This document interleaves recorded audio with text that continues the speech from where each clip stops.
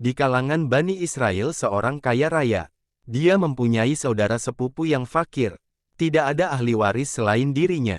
Ketika orang kaya tersebut tidak lekas mati, maka saudara sepupu ini membunuhnya agar dia dapat mewarisi hartanya. Lalu dia membawa mayat saudaranya ke desa lain lalu melemparkan di pelataran desa. Kemudian dia berlagak hendak menuntut balas.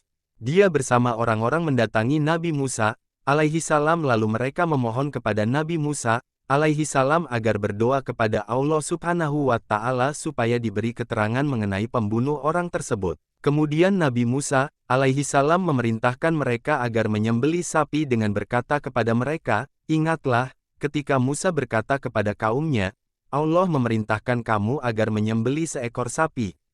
Mereka bertanya, "Apakah engkau akan menjadikan kami sebagai ejekan?" Dia menjawab, "Aku berlindung kepada Allah agar tidak termasuk orang-orang yang jahil." Surat Al-Baqarah 67. Maksudnya, apakah engkau mengejek kami, padahal kami bertanya kepadamu mengenai orang yang terbunuh, dan engkau justru memerintahkan kami agar menyembelih sapi. Lantas Nabi Musa, alaihi salam, menjawab, "Aku berlindung kepada Allah agar tidak termasuk orang-orang yang bodoh." Qs. Al-Baqarah 67. Maksudnya, termasuk orang-orang yang mengejek kaum mukmin. Ketika orang-orang mengetahui bahwa menyembelih sapi merupakan rencana dari Allah Subhanahu wa Ta'ala, maka mereka menanyakan ciri-ciri sapi tersebut kepada Nabi Musa, alaihi salam. Ternyata di balik hal tersebut ada hikmah besar, yaitu bahwa di kalangan Bani Israel terdapat orang solih. Dia mempunyai anak laki-laki yang masih kecil dan dia mempunyai anak sapi betina. Dia membawa anak sapi tersebut ke dalam hutan dan berkata, "Ya Allah, saya menitipkan anak sapi ini kepadamu untuk anakku kelak jika dia dewasa." Selanjutnya orang solih ini meninggal dunia, sehingga anak sapi ini masih di hutan sampai bertahun-tahun. Anak sapi itu berlari setiap kali dilihat oleh orang. Ketika anak orang solih tadi telah dewasa, dia menjadi anak yang berbakti kepada kedua orang tuanya. Dia membagi malamnya menjadi 3 bagian. Dia melaksanakan salat dalam sepertiga malam, tidur dalam sepertiga malam, dan duduk di samping ibunya dalam sepertiga malam. Di pagi hari dia mencari kayu bakar yang ditaruh di punggungnya, lalu datang ke pasar untuk menjual kayunya sesuai kehendak Allah Subhanahu wa Ta'ala. Kemudian dia menyedekahkan sepertiganya, memakan sepertiganya, dan memberikan kepada sang ibu sepertiganya. Pada suatu hari sang ibu berkata kepadanya, "Sesungguhnya ayahmu telah mewariskan anak sapi betina untukmu yang dia titipkan kepada Allah Subhanahu wa Ta'ala di hutan ini, maka berangkatlah. Berdoalah kepada Rabb Nabi Ibrahim, alaihi salam, Nabi Ismail, alaihi salam, dan Nabi Ishak, alaihi salam agar mengembalikan anak sapi tersebut kepadamu. Ciri-cirinya, jika engkau melihatnya, kamu membayangkan seakan-akan sinar matahari memancar dari kulitnya." Dia diberi nama Al-Muzahabah, karena keindahan dan kejernihannya. Kemudian anak tersebut memasuki hutan, lalu dia melihat anak sapi sedang merumput, lantas dia memanggilnya dengan mengatakan, "Saya bermaksud kepadamu dengan menyebut nama Rabb Nabi Ibrahim, alaihi salam, Nabi Ismail, alaihi salam, dan Nabi Ishak, alaihi salam." Kontan sapi itu menengok ke arahnya dan berjalan mendekatinya sehingga sapi tersebut berdiri di hadapannya.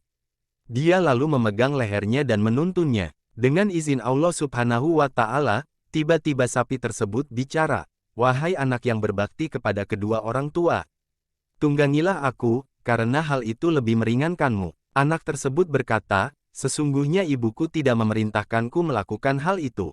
Akan tetapi, beliau berkata, "Peganglah lehernya." Sapi itu berkata, "Demi Rabb Bani Israel, jika engkau menunggangiku, niscaya kamu tidak dapat menguasaiku untuk selamanya. Ayo berangkat. Sungguh, jika engkau memerintahkan gunung melepaskan diri dari pangkalnya dan berjalan bersamamu, niscaya ia melakukannya lantaran baktimu kepada ibumu." Lantas pemuda tersebut berjalan bersama sapi menemui ibunya. Sang ibu berkata kepadanya, "Sesungguhnya engkau orang fakir. Engkau tidak memiliki harta. Engkau kerepotan mencari kayu bakar di siang hari dan melakukan qiyamul lail di malam hari. Oleh karena itu, pergilah. Jual sapi ini." Si anak bertanya, "Saya jual dengan harga berapa?" Ibunya menjawab, 3 dinar. "Engkau jangan menjual tanpa pertimbanganku. Harga sapi telah dipatok 3 dinar. Sang anak pun berangkat ke pasar. Lalu Allah Subhanahu wa Ta'ala mengutus malaikat agar dia melihat makhluknya dan kekuasaannya sekaligus untuk menguji pemuda tersebut bagaimana baktinya kepada ibunya. Sungguh, Allah Subhanahu wa Ta'ala mengetahui hal tersebut. Sang malaikat bertanya, "Kamu jual sapi ini dengan harga berapa?" Dia menjawab, 3 dinar. Dengan catatan ibuku meridainya. Lantas malaikat berkata, "Saya beli 6 dinar. Tetapi engkau tidak perlu meminta persetujuan ibumu." Pemuda itu berkata, "Seandainya engkau memberiku emas seberat sapi ini pun, saya tidak akan mengambilnya melainkan dengan ridha ibuku." Kemudian dia membawa pulang sapi kepada ibunya dan dia menceritakan tentang harganya.